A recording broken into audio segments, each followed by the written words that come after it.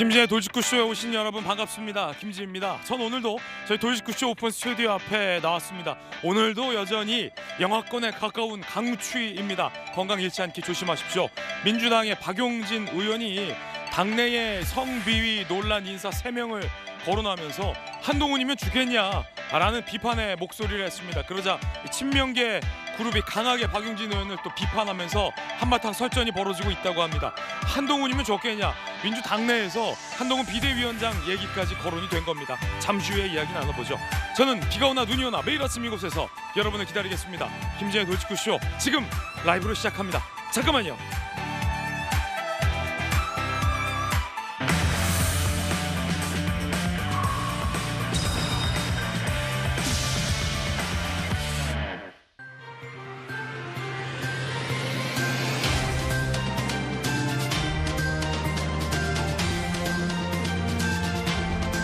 신문 읽어준 남자입니다. 민주당의 박용진 의원이 성비위 의혹 3인방이 공천 국면을 끌고 가면 안 된다라고 작심 비판을 했습니다. 친명계 인사드립니다.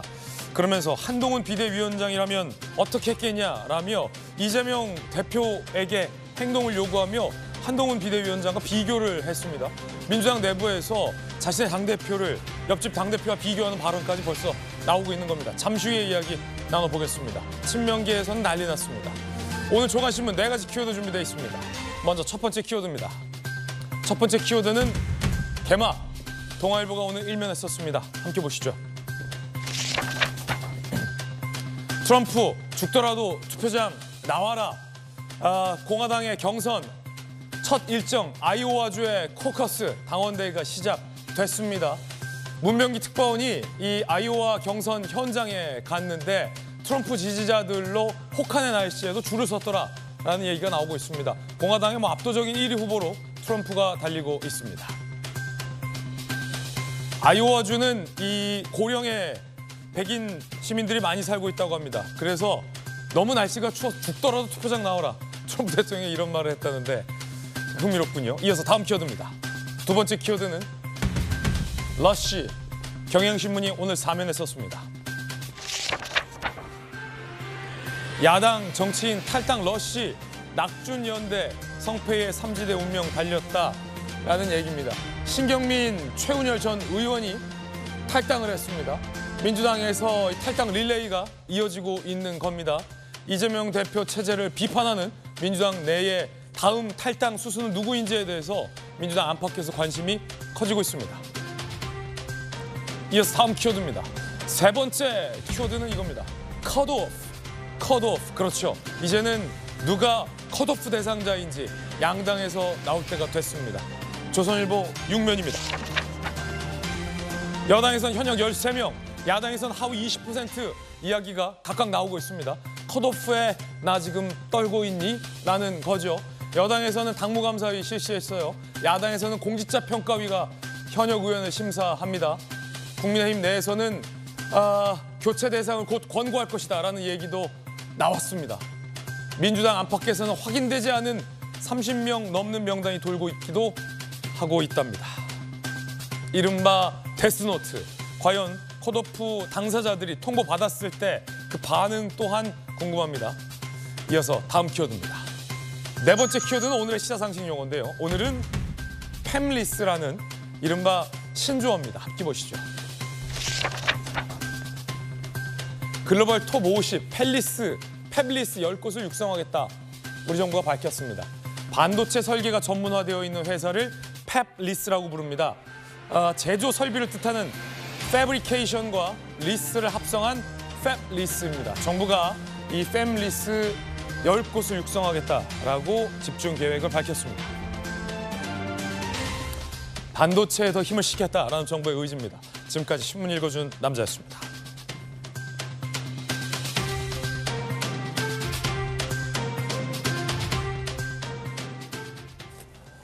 오늘 함께하신 분들 소개해드리겠습니다. 검사 출신의 김광삼 변호사님, 그리고 지난 방송에서 이재명이 김구면 진중권은 소크라테스다라는 돌직구를 날린 진크라테스, 진중권 교수님 나오셨습니다. 안녕하십니까. 민주당의 전 선대위 대변인 김효은 대변인, 서재현 전 민주당 상근부 대변인도 나오셨습니다. 어서 오세요. 성비위 의혹 3인방이 지금 벌써 공천 국면을 끌고 가고 있다며 이재명 대표의 결단을 요구한 민주당의 박용진 의원, 그러면서 옆집 대표라면 어떻겠냐라며 우리 집 대표를 옆집 대표에 비교해서 논란이 일고 있습니다. 잠시 후에 전해드리겠습니다. 첫 번째 이야기 지금 시작하죠. 당무복귀 젠거를 넘어야 할 삼중고 얘기도 나옵니다. 오늘 첫 번째 이야기에서는 숫자 3, 김광 3, 숫자 3에 주목을 해주시기 바라겠습니다. 일단 이 대표의 복귀가 빨라질 것 같습니다. 이재명 대표 당무 복귀 이번 주에 할 수 있다는 얘기가 네, 이번 주에 복귀하시는 걸로 지금 기대하고 있습니다. 새로운 PI도 당무 복귀 시점 맞춰서 혹시 발표되나요? 아직 정해지지는 않았습니다만 뭐 그렇게 될 가능성도 많이 있다고 봅니다. 이번 주에 이 대표가 복귀할 가능성이 크다라는 겁니다. 선결해야 할 과제들이 많다는 얘기도 나옵니다. 연쇄 탈당하고 있다. 이거 어떻게 할 거냐? 공천 개파 갈등이 일고 있다. 이거 어떻게 할 거냐? 측근이 뭐 여러 논란이 있다. 이거 어떻게 할 거냐? 뭐 현근택 부원장이 대표적이죠. 선거제 개편. 그러네요. 이거 어떻게 할 거냐? 과제가 산처럼 쌓여 있다. 그 가운데 측근 논란.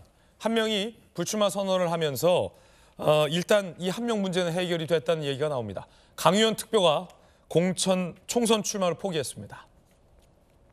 이 부적격 판정에 이의 신청을 했던 강의원 특보, 그때 당시에는 2차 가해라는 법정 용어가 없었기 때문에 2차 가해를 해도 괜찮다라는 논리를 최근 내세워서 논란을 또 일으킨 바 있죠.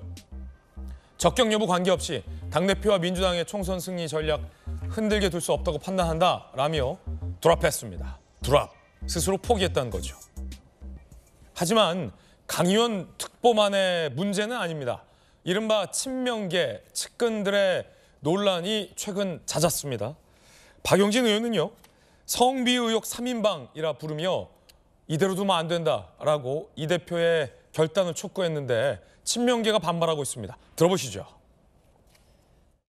정봉주 전 의원의 미투 의혹, 그리고 강의원 특보의 성 문제와 관련된 범죄 혐의, 그리고 그 현근택 부원장의 이번에 성희롱 사건, 이렇게 성비위 의혹의 3인방, 이 트로이카가 당의 공천 국면을 이끌어가는 것처럼 보이면 정말 큰일 납니다. 그냥 경고만 하고 그냥 이렇게 방치하는 것처럼 보이거든요. 한동훈이 어떻게 했겠습니까? 그러면 즉각 조치했겠죠. 이번 총선을 찐명 대전으로 끌고 가면 안 됩니다. 성비위 의혹 3인방을 언급했습니다. 물론 뭐 정봉주 전 의원 같은 경우에서는 최종적으로 무죄가 선고되기도 했습니다만 어쨌든 이 의혹이 있는 3인방이 공천 국면을 끌고 가면 안 된다라며 이 대표가 방치하고 있다라는 식의 비판을 했습니다. 옆집 대표 한동훈 비대위원장이라면 가만히 있었겠느냐라며 비교하는 발언까지 했습니다. 진중호 교수님 어떻게 보십니까? 한심한 일이죠.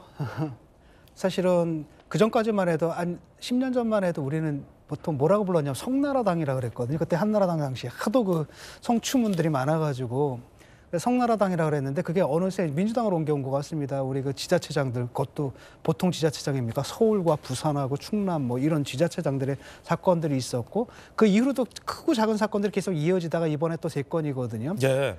그 정봉주 의원 같은 경우 사실 법정에서 무죄는 받았지만 그게 뭐냐면 증거가 없다는 것이지 그 사실 자체가 사라지는 건 아니거든요. 그러니까 자기 스스로 이미 사과도 한 바가 있었고요. 그 다음에 다른 분들 현근택 이분 같은 경우는 그 이재명 그 대표의 완전 최측근이라고 할 수가 있거든요. 저랑 이제 대화도 해봤는데 웬만한 사람들은 하고는 대화는 되거든요. 이분은 그냥 아예 대화 자체가 안 되는 완전 굉장히 벽을 느꼈습니다. 뭐 그런 분입니다. 아주 최측근 중에 최측근이거든요. 이런 분. 그다음 뭐 이런 사람들인데 지금 박용진 의원이 그런 건 뭐냐?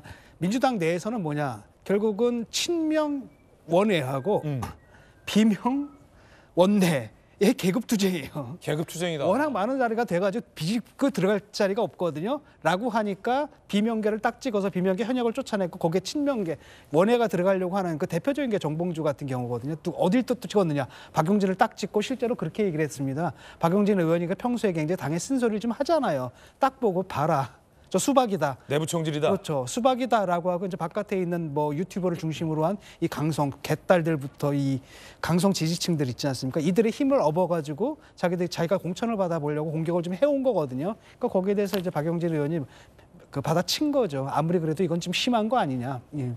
친명계 말씀하셨던 원외 조직인 더민주 전국혁신회의는 논평을 내고 박용진 의원의 저 비판은 자기 지역의 공천에 눈먼 정치인의 아무 말 대잔치다라며 강력 규탄하는 입장을 밝혔습니다. 정작 자기 공천을 위해 아무 말이나 하겠다고 마음을 먹고 나온 박용진 의원은 해당 행위를 하고 있다라는 겁니다.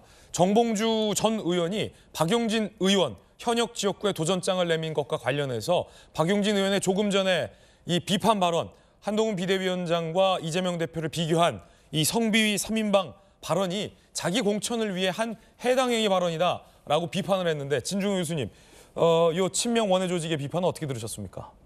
저 사람들은 원래 그거 하려고 만든 거예요. 그러니까 여러분들 뭐 수박 논쟁이라는 거 있지 않습니까? 수박 논쟁은 그냥 관념적인 논쟁이 아닙니다. 물질적인 거예요. 그 밑바탕에 그 깔려 있는 겁니다. 그 원의들. 이들이 사실은 뭐 그 온라인 선동도 하고 그다음에 또 그 지지자 선동해가지고 자기들 마음에 안 드는 그 찍어놓은 데가 몇 군데 있지 않습니까? 그 지역구 위원회. 그 사무실 가가지고 버스 뭐 차량 동원해가지고 시위도 하고 이런 바탕에 이런 사람들이 끌려 있고 그들은 지금 자기들이 하는 일을 하고 있는 겁니다. 예. 하고 있는 일 하는 거다. 예. 박용진 의원의 저 발언은 자기 공천 때문이다라고 보십니까? 동의할 수 프레임을 없다. 저렇게 깔아가는 거죠. 이렇게 프레임을 깔고 적으로 만들어 버리는 거예요. 그 다음에 이제 유튜브 있죠. 뭐, 예. 뭐 유튜브를 한번 돌리고, 그 다음에 지지자들 선동하고 그러면 프레임이 그렇게 만들어지고 이들이 뭘 역할을 하냐면 넛지 역할을 하거든요. 그러니까 많은 경우에 민주당 그 지지자들 같은 경우는 그냥 우리 당 사람이면 됐지라고 생각하는 사람들 중에서 줄을 누가 딱 하나 쓰는 거야. 얘야. 딱 쓰면 그 줄을 쫙 줄을 쓰잖아요. 그걸 넛지라고 하거든요. 그 넛지 역할들을 저 강성들이 하거든요. 라고 한다면 지금 이른바 민주당이자라는 시스템 공천상에서는 거기 찍힌 사람들은 거기서 살아남을 수가 없습니다. 그건 전 100% 수학적으로 확실하다고 봐요. 그렇군요. 그러니까 그 전략을 쓰는 거죠. 지금 정봉주 의원이. 김광삼 변호사님, 예전에 학창 시절 때 김 변호사님은 법대 나오고 사법고시 패스했으니까 그런 말 안 들었겠군요. 서재현 부대변인. 아니 농담입니다. 갑자기. 그 엄마들이 야 엄마 친구 누구 알지? 응? 걔 재현이는 요즘에 이번에 자 수석 1등 했다더라. 광삼아. 이런 거 비교하면 굉장히 기분 나쁜데 지금 친명 원외 조직의 비판도 아니 왜 옆집 대표랑 비교하냐? 왜 옆집 대표를 끌어들이냐? 이 부분을 또 문제 삼았어요. 아니 일단 이제 매기 효과라는 거 알잖아요. 그러면 한동훈 비대위원장이 뭔가 잘하고 메시지 나의 뭐 변화와 혁신을 하겠다고 막 시작해갖고 달려가고 있잖아요. 저러면 안 되는데 우리는 더 잘해봐야지 하면서 민주당 더 잘해야 하거든요. 근데 이제 아까 우리 진 교수님께서 얘기했지만 저 혁신회의라는 게 일종의 이제 이재명 대표의 홍위병 호위무사라고 볼 수 있는 거예요. 그래서 이재명 대표를 저격한다랄지 민주당에 대해서 조금만 쓴소리하면 이제 벌떼같이 덤벼들어서 공격을 하는 겁니다. 그래가지고 이거 자체를 사실은 어떤 강성 팬덤 침해, 어떤 선동 이런 걸로 쓰고 있다고 봐요. 그런데 이제 박용진 의원이 이제 전부터 쓴소리를 했는데 아니 그러면 강의원, 현근태, 정봉주 그럼 이 사람들은 어떻다는 거예요? 아무렇지도 않고 민주당이 자랑하는 인물들입니까? 공천해갖고 이번에 반드시 공천을 줘야 할 인물이에요? 지금 혁신회의에서 하는 얘기는 이 3인만 공천 줘야 한다는 거 아니에요? 왜 강의원은 왜 부적격했다 이의신청했다가 다시 그걸 철회를 합니까? 그럼 본인도 이거 안 되고 이게 만약에 정말 공천을 받아갖고 나가면 선거에 엄청나게 부담이 있겠다고 생각한 거고 그래서 철회한 거 아니에요. 그러면 어느 정도 쓴소리에 대해서는 차라리 좀 그냥 좀 침묵을 하든지 하는데 뭐 조그만 거 하나도 용서를 못하는 거예요. 그리고 막 공격을 하는 거예요. 그래서 정봉주 의원 아까 우리 얘기했지만 최근에 보니까 또 이런 얘기를 했더라고요. 사람은 사람다워야 하고 개는 개다워야 하고 민주당은 민주당다워야 한다. 그러면 거기서 개를 누구를 가리키는 거예요? 정봉주 다음 말이죠. 그래서 비속어 막 속어 쓰면서 저런 행위가 민주당다워야 하는 건지. 그러면 요즘 민주당답다는 것은요. 친명, 이재명을 위한 발언 이런 것들이 민주당다운 거예요. 진보라는 것은 다 없어졌어요. 어디로 가버리고 민주당에서 이재명 대표를 위한 모든 행동은 진보고 합리화되고 이제 그런 상황이 돼버린 거예요. 그런데 배는요, 바다 위에 있을 때 배의 역할을 할 수 있는 거 아니에요? 그런데 혁신회의를 할 때 이 친명들이 노를 자고 산으로 계속 가고 있는 거예요. 일단 뭐 육지로 올라가 버리면 이 배는 어떻게 되겠습니까?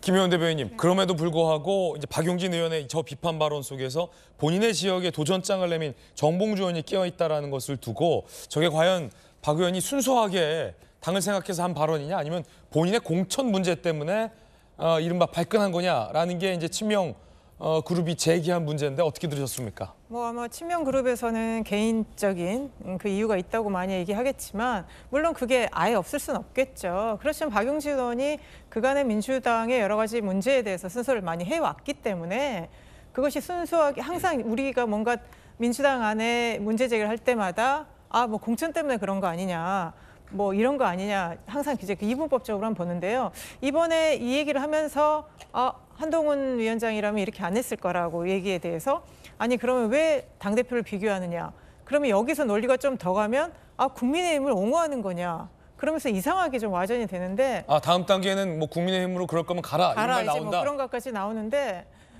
지금 박용진 의원이 법사위원 하면서요 그간에 낸 논평이나 이런 걸 보면요 정말 한동훈 저격수였습니다. 예. 그리고 한동훈 위원장이 됐을 때도 마찬가지였고요. 돌직구였을 때도 한동훈 얘기만 나오면 그렇게 예. 발끈을 해서 예. 한동훈 위원장에 대해서 비판을 했습니다. 누구보다도 앞서서 비판을 했고요. 아마 이제 그런 거죠. 민주당이 지금 여러 가지 공천 논란으로 이렇게 말이 많고 특히 이제 성비 문제가 나오면서 그러니까 성 문제라는 건 굉장히 국민들한테 부정적인 요소가 다른 것보다 매우 강하거든요. 네. 본인들은 특히 안에서는 그럽니다. 당사자들은 나 이거 억울하다, 뭐 문제 없다, 이거 별거 아니다라는 인식이 있지만 밖에서 볼 때는 성비 문제는 굉장히 큰 문제입니다. 큰 문제로 보여지기 때문에 어쨌든 간에 이 문제에 대해서는 심각성을 가져야 되고요. 결국 국민들은 정치인들에게 가장 우선적으로 요구되는 덕목은 도덕성이다.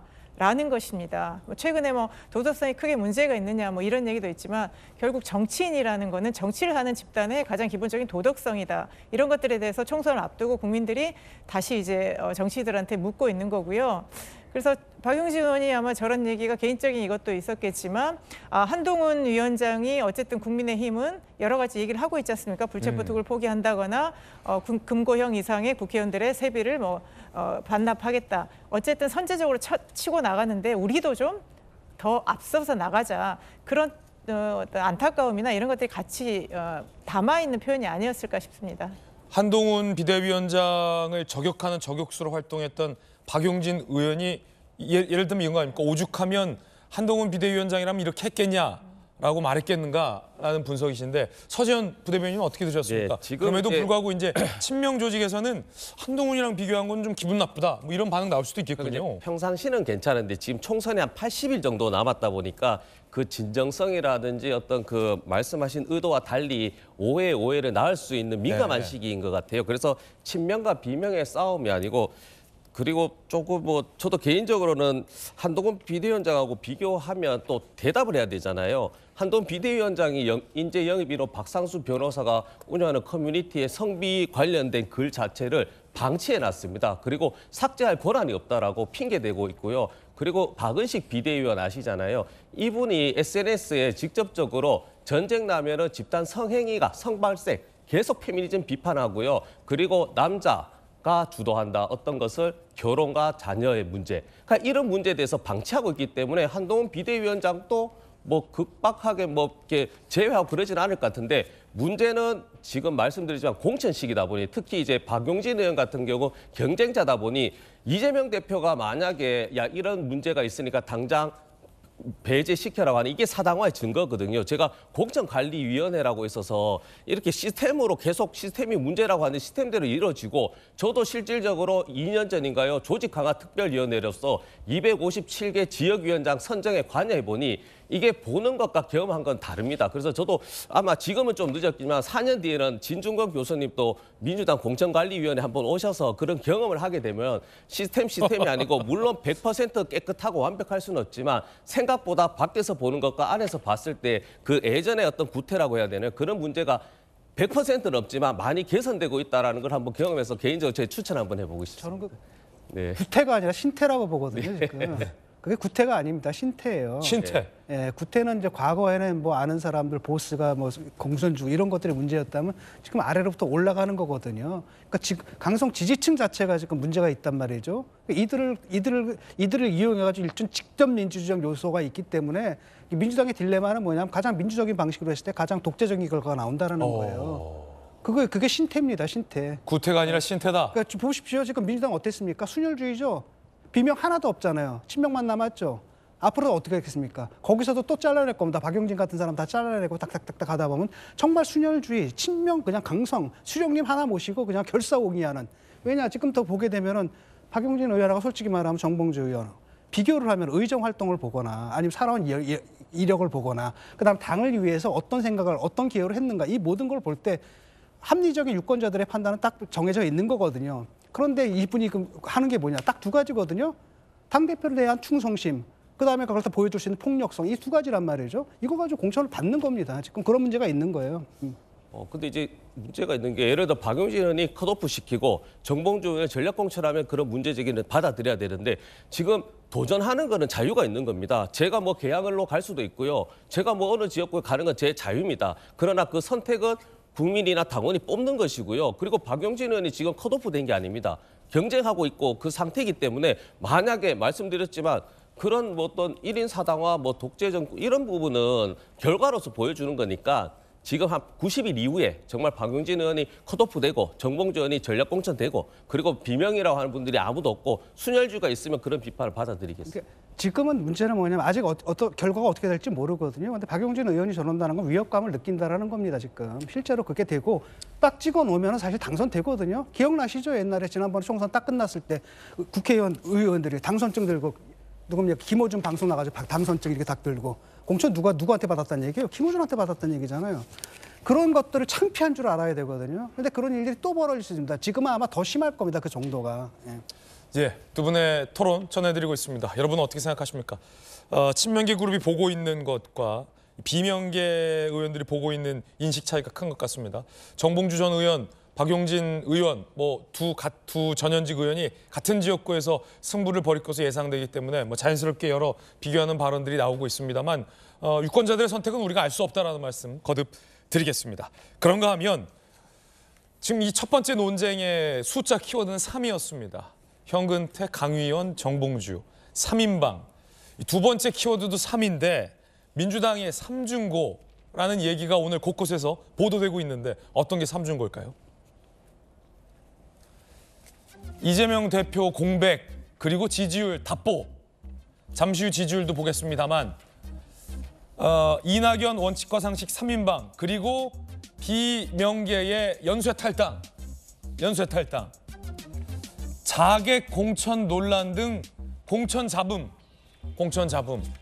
지지율 답보, 연쇄 탈당, 공천 잡음. 이것이 현 민주당 이재명 대표가 직면한 삼중고다라는 관측 기사가 오늘 많이 보도되고 있습니다. 진중호 교수님, 이 삼중고, 이 하나하나 세 가지 아픔이란 뜻인데 굉장히 좀 뼈아픈 대목들이 아니겠습니까? 어떻게 보십니까? 뭐 같은 문제죠. 가장 한 가지 문제면 여러 가지 측면들로 좀 나타나고 있는 건데 그럼에도 불구하고 사실 민주당에서 지금 뾰족한 수가 좀 없는 것 같거든요. 일단은 민주당이 좀 운영되는 게 제가 볼 때는 공당이 운영되는 게 아니거든요.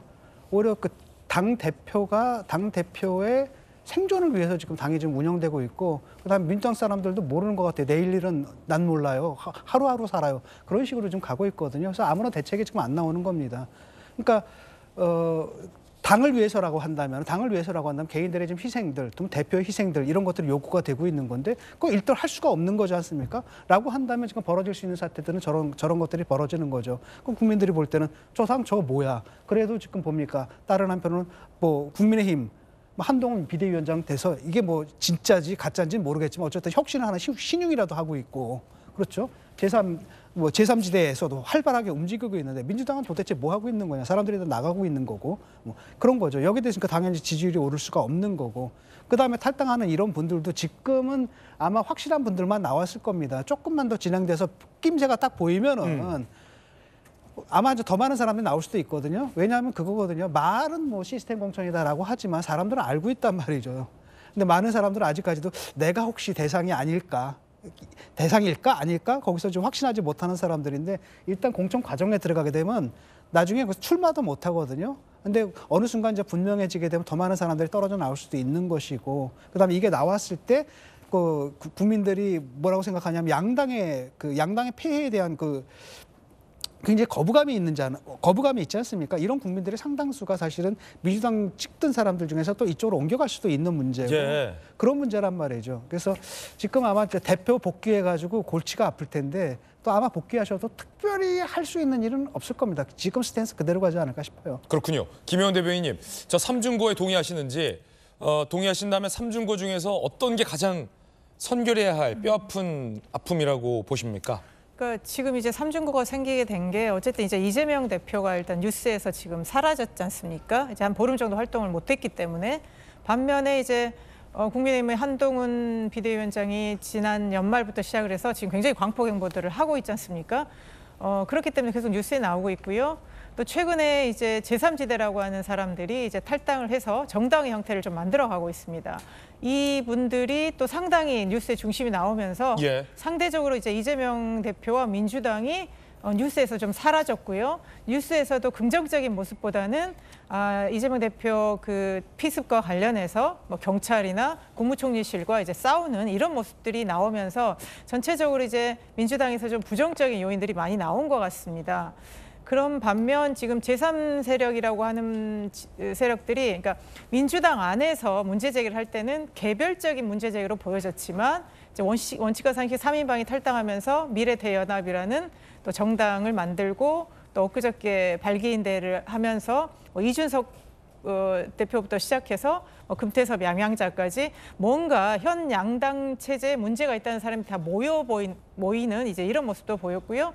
오늘 오후에도 이제 이낙연 전 총리가 주도하는 이제 새로운 미래 또 발기인대회가 있다 보니까 뭔가 좀 그 변화가 있는 거 아닌가, 제3 세력이 좀 가고 있는 거 아닌가, 이러면서 상대적으로 이제 민주당에 대한 그 지지율 하락이랄까요? 이런 것들이 지금 전반적으로 좀 나타나는 것 같습니다. 지지율, 두 분 다 지지율을 언급하셨습니다.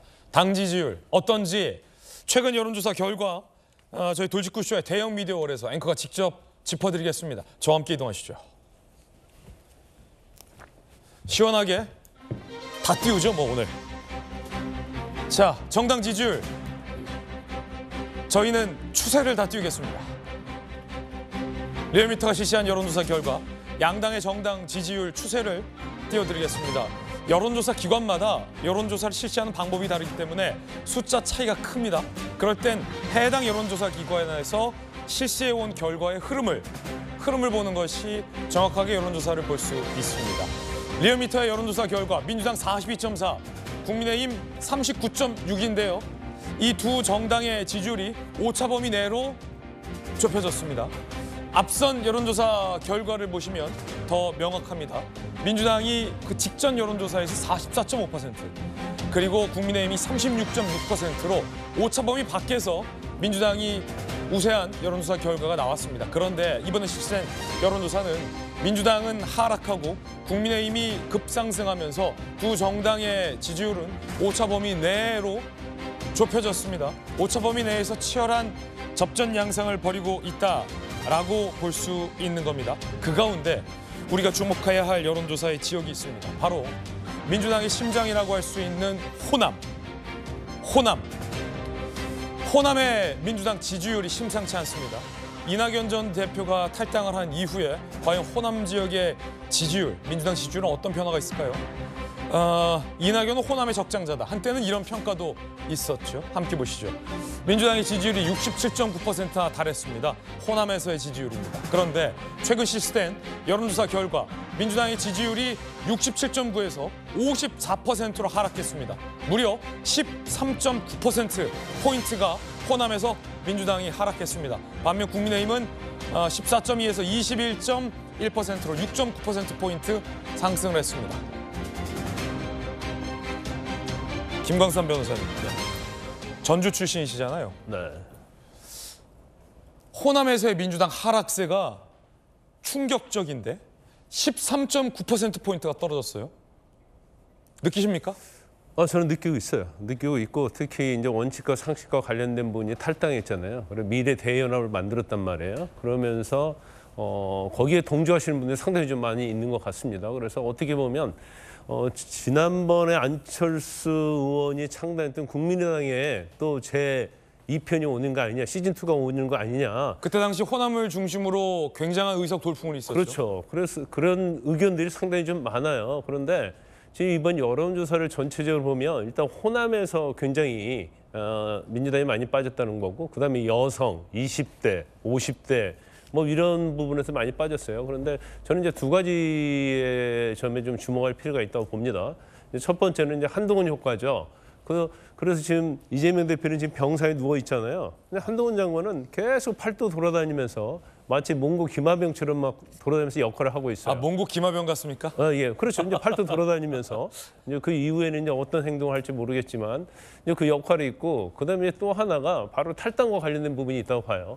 저는 민주당에는 친명 말고도 이재명 대표가 당 대표로 하고 사법 리스크 때문에 총선을 가면 안 된다는 의견이 오히려 주류일 수 있다고 저는 보거든요. 예. 그런데 너무나 강성 팬덤과 그다음에 친명계 꼼짝을 못 해가지고 목소리를 못 내고 있는 거예요. 근데 결국은 시도를 어느 쪽에 했어요? 원칙과 상식에 국회의원 3명이 시도를 했잖아요. 그래서 이게 하나의 좀 불씨가 될 수 있다. 그러면 사실 이제까지 호남에서는 이재명 대표 아니면 민주당 외에는 대안이 없었거든요. 예. 그런데 저러면 또 대안이 나올 수도 있겠다. 그래서 저는 뭐 개인적으로 볼 때 앞으로 탈당 러시는 더 많이 이루어질 것이다. 특히 공천 관련해서 이제 자객 공천이랄지 이제 친명계를 위한 공천이 진행이 되면 뭐 현역 국회의원들도 그렇고요. 그다음에 현역 아닌 그러한 정치하시는 분들이 상당히 미래 연합으로 올 가능성이 크다. 그러면 호남의 입장에서 보면 어쩔 수 없이 이재명이었는데 이제 이재명 말고도 대안이 있는 거예요. 그러면 앞으로 민주당의 어떤 호남에서의 지지는 무조건 뭐 계속 콘크리트를 유지하기는 쉽지 않다 이렇게 봅니다. 민주당의 철옹성, 민주당의 심장, 호남에서 무려 13.9%포인트가 민주당 지지율 하락을 기록했습니다. 흥미로운 점 한 가지 분석해드리겠습니다. 이 대형 미디어월을 다시 한번 보시면 민주당에서 빠진 13.9%의 포인트와 국민의힘에서 상승한 6.9, 무당층에서 상승한 6.7%포인트. 이 두 개를 더하면 13.6%포인트입니다. 꼭 그런 건 아니지만 민주당에서 떨어진 만큼 국민의힘과 무당층의 지지율이 올라갔다. 13.9%포인트가 떨어지고 이 두 곳에서 13.6%포인트가 올랐다는 것은 심상치 않아 보이는데, 진중호 교수님, 호남에서 민주당이 떨어졌는데 국민의힘에서는 왜 올랐다고 보세요? 6.9%포인트. 글쎄요. 이게 일로 갔는지는 몰라요. 아직 그게 모르겠습니다. 저는 여론조사가 사실 그 표본이 좀 모자라지 않을까 싶어요. 그래서 어느 정도 그런 경향은 나타나지만 저걸 너무 또 믿고 그렇게 직접적인 해석을 하기엔 좀 곤란하지 않을까. 왜냐하면은 전국 조사를 한 다음에 그중에서 특별한 지역 있지 않습니까? 특정한 지역을 뽑아내는데 그러면 표본수가 뚝 떨어지거든요. 그러다 보면 한 사람 대답하느냐 안 하느냐에 따라서 퍼센티지가 왔다 갔다 하기 때문에 사실은 저는 저걸 가지고 이렇게 그런 세밀한 분석까지 하고 싶지는 않습니다. 조금 모자란 여론조사.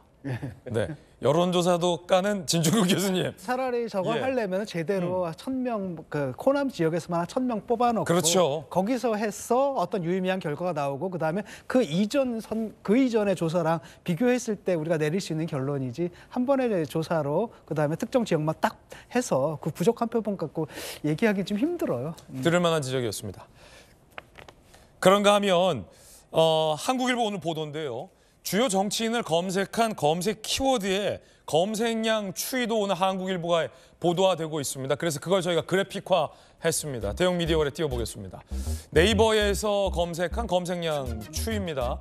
초록색 그래프는 제3지대, 빨간색 그래프는 국민의힘, 파란색, 하늘색 그래프는 이재명 대표, 파란색 그래프가 민주당인데, 자, 일단 민주당은 검색량이 1월 초부터 적었습니다. 줄곧 쭉 밑을 깐 게 민주당.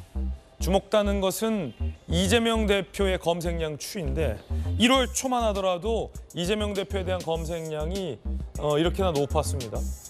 그런데 쭉쭉쭉 빠져서 지금은 민주당과 이재명 대표의 검색량이 7에서 6, 독인, 개긴 수준입니다. 그에 반해 국민의힘이 33, 제3지대가 이제 50. 굉장히 검색량에 있어서의 추이 차이도 보이고 있습니다. 글쎄요, 이 검색량이라는 것은 긍정에 대한 검색일 수도 있고 부정에 대한 검색일 수도 있고 긍부정 없는 무색무취의 검색일 수도 있다는 점 말씀드립니다. 참고 삼아 살펴보시면 좋을 것 같습니다.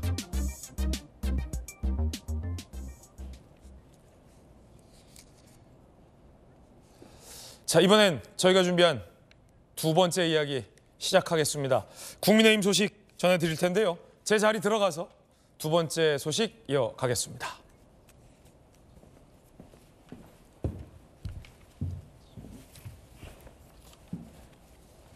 두 번째 이야기 주제를 공개하겠습니다.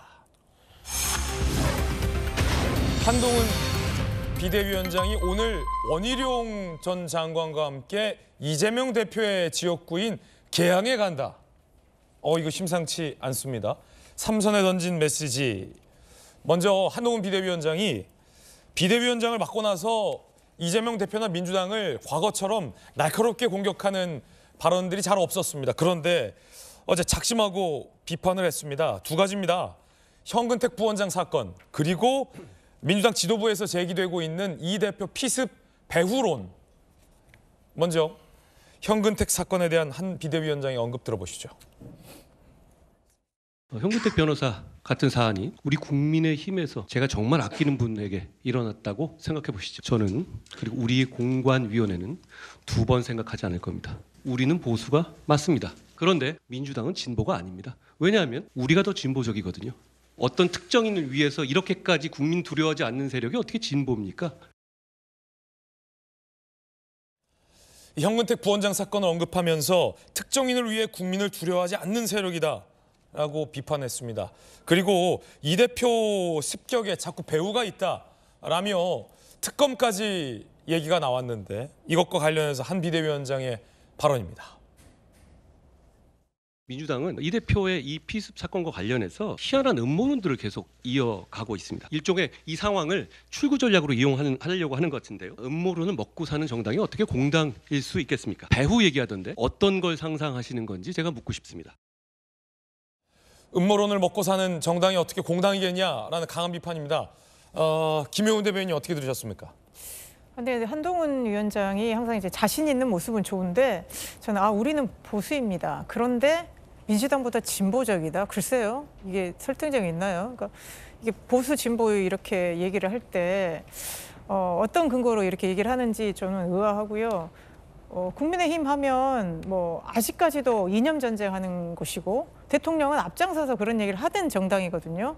지금 대통령이 가려 있다고 해서 국민의힘이 뭔가 좀 본질적으로 바뀌었나 그런 생각이 좀 들어서 한동훈 위원장의 저런 그 지나친 좀 자신감 이런 거는 좀 적절하지 않고요. 글쎄요, 계속 이제 민주당의 그런 문제, 어떤 도덕적으로 제기되는 문제랄지 뭐 이런 것들, 그리고 우리는 좀 다르다, 보수지만 훨씬 우리는 개혁적이다 하면서 이제 정치 개혁에 관한 여러 가지 얘기를 할 텐데, 그러면 한동훈 장관이 직면하고 있는 국힘과 윤석열 정부의 근본적인 문제, 사회 갈등 부분이랄지 지나치게 어떤 극단적인 이념에 치우친 문제랄지, 특히 우리 역사 인식이나 이런 거 있지 않습니까?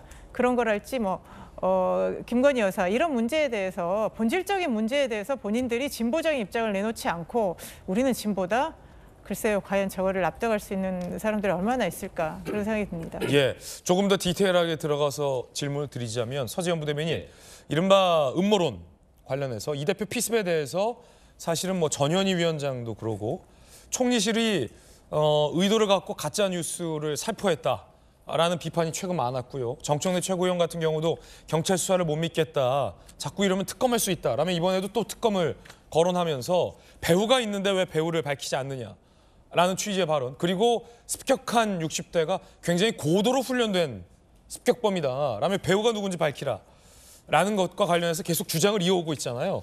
이에 대해서 한동훈 비대위원장이 배후로 누구를 상상하는 거냐, 음모론을 어떻게 먹고 살 수 있냐라고 지금 질타를 한 건데, 민주당 내에서 어떻습니까? 좀 배후가 있다고 보십니까? 그러니까 배우를 밝히자라는 게 아니고요. 그 범인의 동기, 어떤 의도로 이재명이 싫은 건 알겠는데 어떤 의도로 싫은 거에서 욕설이나 뭐 어떤 폭행이 아니고 살인을 하는 그런 동기, 그리고 이것이 재발 방지. 예를 들어서 어떤 과도한 어떤 유튜버나 이런 계속 그걸 하루가 아니고 10일, 100일, 뭐 1년 계속 보다 보면 그 사람이 주장하는 것들이 그게 현실로 받아들일 수 있잖아요. 그러면 우리는 유튜버 관련해서 아무리 방통위 사각지대라도 이런 걸 법안으로 막아야 되잖아요. 그리고 실명 공개도 하지 않은 검찰이 자초한 부분이기 때문에 이걸 바로 특검으로 가져가면 안 됩니다. 김건희 특검법처럼. 그런데 수사가- 정청래 예. 최고위원은 배후가 있다.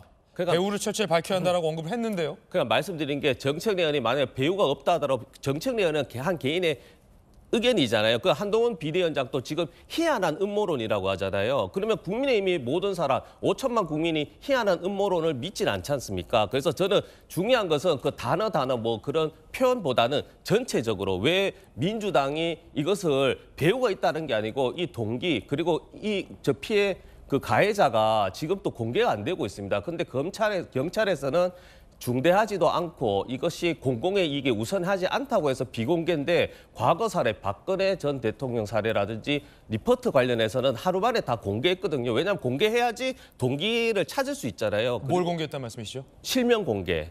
그러니까 범인의 실명도 지금 공개하지 않다 예. 보니 그러니까 의문을 계속 제기하고 수사를 제대로 한 번 더 해보자. 신상을 공개하라. 그렇죠.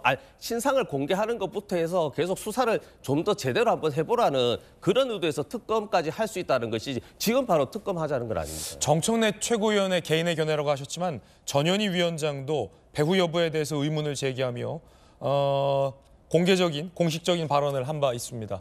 배후가 있다라는 것은 개인의 비단, 문제 제기만은 아니다라는 명확한 사실관계 다시 한번 짚어드리는데 전현희 위원장도 최고위원도 최고위 회의에서 거듭 배후가 언급되고 있는 것과 관련해서 한 비대위원장은 이걸 음모론을 먹고 사는 정당이다라고 비판을 했습니다. 여러분은 어떻게 생각하십니까? 궁금한데요. 진중호 교수님은 어떠십니까? 민주당 그 정치인들이 집단적으로 앓고 있는 고질병이에요. 사고 방식이 그렇습니다, 이 사람들은. 그러니까 우리가 보면은 우리는 신이 아니기 때문에 어떤 사실들이 있으면 여기저기 구멍이 나 있어요. 근데 그 구멍 나 있는 부분 있죠. 이걸 갖다 부풀려가지고 엄청난 뒤에 뭔가가 음모가 있는 것처럼 막 부풀리는 게 이게 여태까지 이게 이제 이런 걸로 민주당이 자기 지지자를 설득해오고 선동해오고 그걸로 덕보았지 않습니까? 지금 그 짓을 계속 지금 하고 있는 겁니다. 좀 안타까워요. 정치인들이라면은 설사 유튜브 하나가 그런 짓을 한다 하더라도 정치인들 거리를 두고 배제를 해야 되거든요. 견제를 해야 되는데 그게 아니라 정치인들이 나서서 당의 최고위원회에서 지금 그런 얘기를 하고 있다는 게 민주당이 얼마나 한심한지를 지금 보여주는 거거든요. 그러니까 저는 이분들 뭐 IQ가 좀 부족한가 이런 생각도 들고 아니 생각을 해봐요. 그게 옳다고 얘기를 하잖아요. 그럼 얼마나 많은 불합리한 가정들을 해야 되냐면은 청와대에서 경찰청장한테 얘기를 하고 뭐 총장이 쭉쭉쭉쭉 해가지고 다 해서 그걸 은폐해라라고 지시를 내렸다라는 건데 그 선에서 누구 하나라도 그런 게 있었으면 얘기가 안 나왔겠느냐. 그다음에 실명 공개다라는 건 아니 뉴욕 타임스에서 이미 했잖아요. 그거 실명 공개를 하지 못한 이유는 바로 뭐냐. 법률이 그걸 막고 있기 때문에 지금 현행법상은 못하게 돼 있기 때문에 못한 것일 뿐인데 거기에 무슨 엄청나. 그다음에 실명이 밝혀진다고 뭐 그 사람 이름이 뭐라는 거 어차피 우리 알지도 못하는 사람이 그 사람이 아버지가 지어주신 이름이 뭔지를 안다 그래가지고 실체가 드러납니까? 그다음에 이미 전문가들의 분석이 나왔거든요. 에로매니아다 이런 현상이다라고 나오는데 거기에 뭐가 더 있다라는 겁니까? 그래서 그걸 왜 특검을 해야 되느냐. 그다음에 민주당이 여태까지 뭐라 그랬어요. 그런 정치적 동기를 가지고 수사를 하는 게 검찰 아니었냐. 그렇기 때문에 검찰을 못 믿어가지고 검수완박. 수사권 몽땅 다 해가지고 경찰 줬단 말이죠. 경찰에서 그런 일이 일어났습니다. 이제 뭐라고 할 겁니까? 교수님 제 일반화 오를 자꾸 하시는데 그러니까 제가 말씀드리는 건 민주당이 경찰 전체를 믿지 않는 것이 아니고 대테러 상황실이 범죄를 옹호했다는 말씀이 아니고 그 수사의 동기 그리고 이 피해자가 아니 가해자의 동기가 불분명하다 지금. 그래서 한번 그런 걸 확인해 보자라는 것이고 소방일본부에서도 얘기한 소방일보 그 이야기 나온 것은 열상이라고 분명히 얘기하고 피가 흥껏 젖어서 이게 경상이 아니라고 했는데 대테러 상황실은 어쨌든 간에 경상이라는 부분이 있으니 이런 전체적인 부분에 대해서 한번 보자는 것이지 그것을 무슨 우리가 뭐 이걸 음모론을 먹고 저희는 말씀드렸잖아요. 우리는 이번 선거는 정권 심판이 아니라 정권 평가지 않습니까? 그리고 민주당의 평가시 이걸 음모론에서 만약에 국민들이 선동돼서 표를 준다? 그렇게 국민을 폄하할 필요는 없다는 거죠. 아니 그러니까 국민 폄하하는 게 아니라 국민들 수준이 그런 걸 아는데 저희도 알고 있습니다. 그런데 저희도. 왜 저런 짓을 하냐라는 거죠. 그러니까 그러니까 불합리하고 비합리다라는 건데 예를 들어 가지고 열상 자산 같은 경우는 저는 의학적 소견이 아니라고 다 소명이 됐잖아요. 그 소방대원이 아주 상처만 딱 보고 얘기를 한 거고 나중에 이게 자상인 것은 뭡니까? 병원 가가지고 엑스레이 찍어보고 뭐 하다 보니까 나온 거 그거야말로 의학적 진단인 건데 추초의 보고서 그걸 가지고 이걸 가지고 제가... 뭐 사건을 축소라 그다음에 그걸 축소를 해서 도대체 뭘 하겠다는 겁니까? 경찰이 그걸 축소를 해서 뭐 그러니까 예를 들어가지고 어떤 의심을 할 때는 그 의심에 따른 합리적인 뭐랄까 개연성에 있는 그 스토리가 있어야 되거든요. 근데 전혀 개연적이지 않은 상황들에서 이거 이상해 배우가 있는 것 같아. 심지어는 뭡니까 조직적인 배우가 있어 이런 것까지 띄우고 저는 이런 식의 정치 좀 안 했으면 좋겠거든요. 아까 국민들 수준 아신다 그랬잖아요. 아시는 분들이 왜 그래요? 이 문제 뜨거운 문제는 잠시 후 핫2 첫 번째 소식에서 더욱더 집중적으로 한번 논의해 보겠습니다. 뜨겁습니다. 좋습니다. 토론 환영합니다. 그 민주당 최고위원들의 IQ는 굉장히 높은 것 같습니다. 그래서 IQ가 낮지는 않은 것 같다라는 말씀 드리겠습니다. 그러니까 상식적으로 가정을 할 때 사람들 의심을 제거할 때도 뭔가 개연성이 있어야 되잖아요. 그런 거 없이 그냥 막 던져요, 막 던져. 그러니까 자기들이 제기하고 근데 의혹들이 엮어져가지고 뭔가 개연적인 스토리가 만들어져야 되는데 그런 게 하나도 없거든요. 막 던지는 겁니다. 막 던지고 그다음에 검찰. 교수님도 막 던질 수가 있다고 스스로 한번. 자, 서부대님 잠시만요. 알겠습니다. 이제 근거 없는 음모론 속 주장색이다라는 진의로 선회해야 될 것 같습니다. 이 논란 잠시 후 또 전해드리겠고요. 한동훈 비대위원장이 여당이 규책 사유로 제복을 할 때는 이제 진짜 후보 안 내겠다라고 밝혔습니다. 제2의 김태우는 없다라는 뜻이겠죠. 불체포 특권 포기, 금고형 이상 확정 시 재판기간 세비 반납에 이은 세 번째 정치개혁안이라는 얘기가 나옵니다. 여당 규책 사유로 제복을 땐 후보 안 낼 것, 강서도 후보를 안 냈어야 했다라는 얘기가 당 내에서도 무수히 많이 제기된 바 있었죠. 그 얘기를 한 비대위원장이 못을 박은 겁니다. 한동훈 비대위원장이 민주당 이거 받을 거냐? 라고 물었습니다. 재차 묻고 있습니다. 그러자 민주당에서는 어떤 대답이 나왔을까요? 홍익표 원내대표입니다. 국민의힘 한동훈 비대위원장이 불체포 특권 포기하고 금고형 이상 확정 시에 재판 기간 세비 반납을 이거 민주당 받을 건지 말 건지 답을 달라 거듭 묻고 있는데 이태원 특별법이나 쌍특검법에 대해서 아무런 말도 못하잖아요. 이런 문제에 대해서 아무런 말도 못하면서 해낼 수 있다고 생각을 하십니까? 대통령실이 이건 잘못했다라고 얘기하면 저희들은 어떠한 것든 협의할 생각이 있습니다. 이런 식으로 하나하나 파편적으로 가져오는 거는 진짜 정치개혁의 의지가 없고 그냥 정략적인 거죠. 이른바 쌍특검에 대해서 전향적인 자세를 보이지 않으면 이 제안은 정략적인 것이다 라고 맞받아친 셈이 됐습니다. 그런가 하면 오늘 한동훈 비대위원장이 원희룡 전 장관과 함께 이재명 대표의 지역구를 향합니다. 이게 심상치 않아 보입니다. 최근 보도에 따르면 이재명 대표가 개항을 출마를 피력하는 것 같다라는 분석의 보도가 나왔거든요. 그러면 원희룡 전 장관 입장에서는 이재명 대표와의 맞대결, 이른바 명룡 대첩 내지는 룡명 대첩의 어떤 빅매치 도전하겠다 들어와라고 밝힌 상황이라 오늘 이 방문이 심상치 않아 보이는데 오늘 인천시당 신년 인사회 참석차 계양구에 갑니다. 행사 장소는 이재명 대표의 사무실로부터 2km 거리. 지도 한번 보실까요? 지도 한번 보시면 쭉 2km 직진해서 꺾으면 바로 경찰에선 돌발 사태 대비 경호 인력을 투입하겠다. 국민의힘에서는 청년당원 25명 동원 밀착 경호 예정이라고 하는데 이것도 약간 좀 과유불급일 수 있어요. 그러니까 경찰에 그냥 맡기는 게 나을 것 같아요. 지지자들 저런 식으로 동원하는 거 정말 좀 안 했으면 좋겠어요. 그 가운데 원희룡 전 장관도 함께 참석을 하게 된다는 건데 김광삼 변호사님, 원희룡 전 장관은 저기에 왜 갈까요? 다 뜻이 있겠죠. 뜻이 있다. 무슨 뜻이요? 아니 본인은 뭐 그냥 당원으로서 가는 것이다 이렇게 얘기를 하고 있지만 당원으로서 가려면 뭐 충북도당도 가야 하고요, 부산도 가야 하고 다 가야 하는 거 아닙니까? 예. 그런데 왜 인천 시당의 신년 할애에만 딱 찍어서 갈까요?